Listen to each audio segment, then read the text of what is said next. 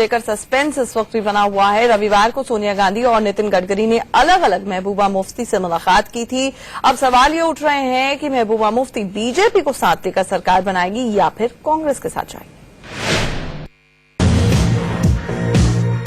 जम्मू कश्मीर में मुफ्ती मोहम्मद सईद के निधन के बाद से ही सीएम की कुर्सी खाली है। राज्यपाल शासन चल रहा है, लेकिन सरकार को लेकर तस्वीर साफ नहीं है। सरकार को लेकर 7 जनवरी से ही संशय बना हुआ है। सीएम मुफ्ती मोहम्मद सईद के बाद ये तय माना जा रहा था कि उनकी बेटी महबूबा मुफ्ती जम्मू कश्मीर की पहली महिला सीएम बनेगी, लेकिन ऐसा नहीं हुआ। सूत्रों के मुताबिक महबूबा ने बीजेपी के साथ दोबारा सरकार बनाने को लेकर नया फॉर्मूला पेश किया है। महबूबा ने बीजेपी के सामने 4 शर्तें रख दी हैं।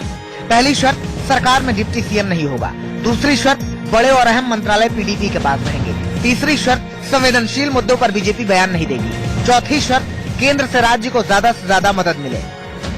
सूत्रों के मुताबिक पीडीपी की शर्त मानने के लिए बीजेपी ने भी शर्त रखी है।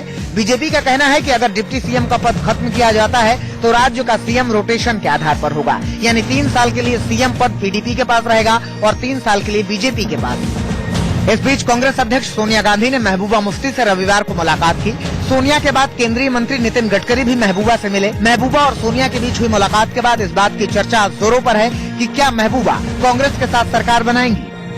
जम्मू कश्मीर की 87 विधानसभा सीटों में पीडीपी के पास 28, बीजेपी के पास 25, नेशनल कॉन्फ्रेंस के पास 15, कांग्रेस के पास 12, जबकि अन्य के पास 7 सीटें। पीडीपी अगर बीजेपी को छोड़कर कांग्रेस के साथ सरकार बनाती है तो उसे ज्यादा मुश्किल नहीं होगी। पीडीपी की 28, कांग्रेस की 12 और निर्दलीय की 3 सीट मिलाकर कुल 43 विधायकों का समर्थन पीडीपी को मिलेगा। बहुमत के लिए उसे सिर्फ 1 विधायक की जरूरत पड़ेगी।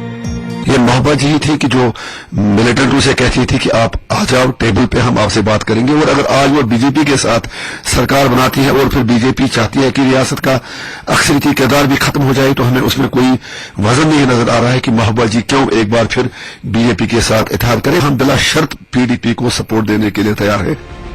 पीडीपी अगर कांग्रेस और नेशनल कॉन्फ्रेंस के साथ मिलकर सरकार बनाती है तो भी आसानी से सरकार बन जाएगी। पीडीपी के 28, कांग्रेस के 12 और नेशनल कॉन्फ्रेंस के 15 विधायकों के साथ पीडीपी को कुल 55 विधायकों का समर्थन हासिल हो जाएगा, जो बहुमत से बहुत ज्यादा है।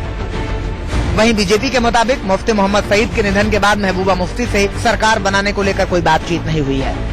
एक चालू सरकार, उसमें एक विशेष परिस्थिति उत्पन्न हुई है, जिसमें अब इस व्यवस्था की, इस अरेंजमेंट को चालू रखने में पहला कदम पीडीपी को उठाना है, उनका अपने नेता को चुनकर उसके बाद हमारे साथ चर्चा करनी है।